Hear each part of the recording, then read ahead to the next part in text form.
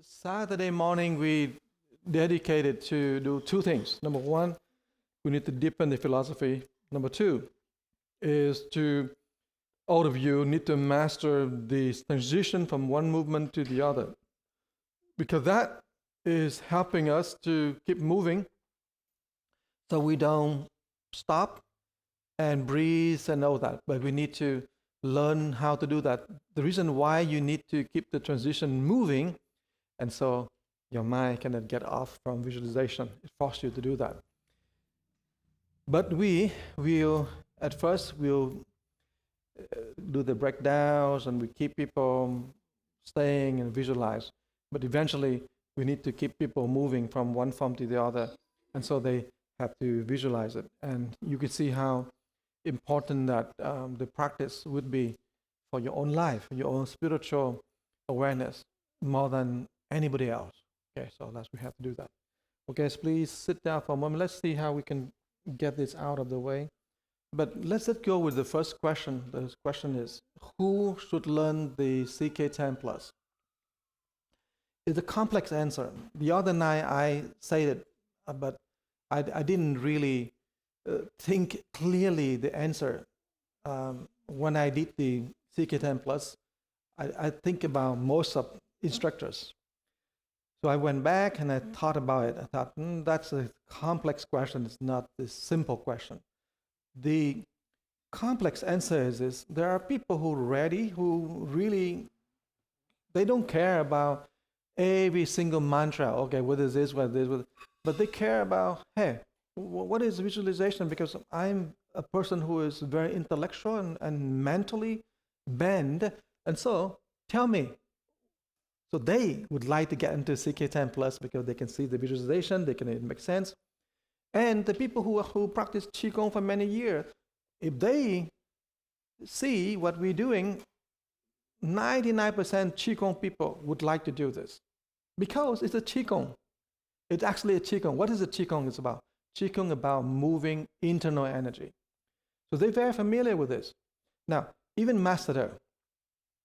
So one day I have a student and I said, why do you bow so weird? You go like this, and you bow. What happened? I said, oh, it's a Qigong. It's moving the energy. But that is what Qigong people are doing. They look at you, how your mind connects with your energy, how you visualize, how you see your inside. That's Qigong.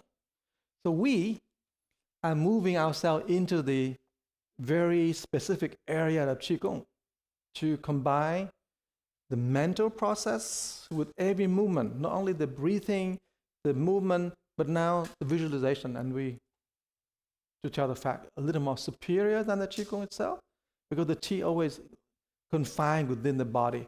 Now the Qi now is moving into outside the body.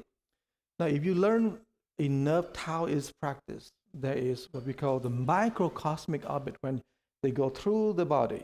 This is the microcosmic orbit. And then when the energy go into the hands, go into the legs, they call macrocosmic orbit. But then it never get into something that's beyond the body. They don't get into beyond the body. When it gets into beyond the body, there's a separate category. And the Taoists call them the Qigong. But that Qigong is not the same with the Qigong that you learn now in regular form now. And so, what we are learning is this, the question is, who would learn it? Almost everyone can learn it, and you have to judge. Sometime during you teach the regular integral Tai Chi, CK10, then you just tell them, why don't you just standing here and visualize the sun and the moon a little bit? You can start like that. You can mix it in.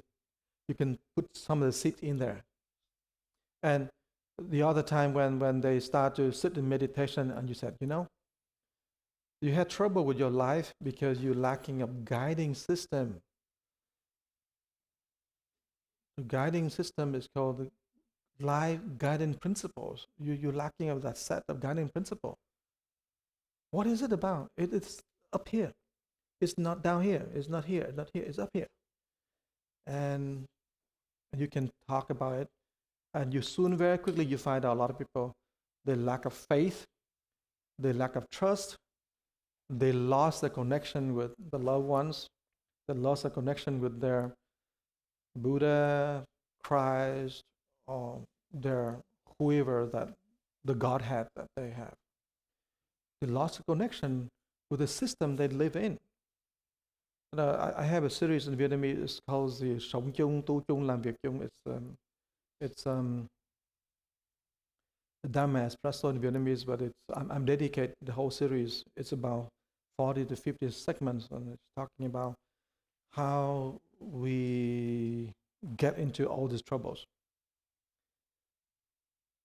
And so you see, the complex is not only one kind of people, but many kind of people, but that fit into the image that you become wiser to decide who you will teach. If you put you in the box that you okay, go teach CK10, then it's much easier. But if you are in the stage where you say, okay, let's teach CK10, and then you said, no, okay, I have a whole bunch of people who are very mature, but I have a whole bunch of people, they lost. They're not mature, but they lost. So maybe I bring these people who are lost, they lost connection, they lost leadership, they lost their faith, they lost their guiding principle. Let's move them over here and I can teach them. So you see how it can be very, very fluid, right? So it's not like, okay, CK10 Plus is for the advanced people. Do you really see what my point is? Okay, because that is making every one of you teachers become very wise. You no longer just go into the class and you teach the form, you get out, but you start to look into your students and understand what they need. Okay, questions, please.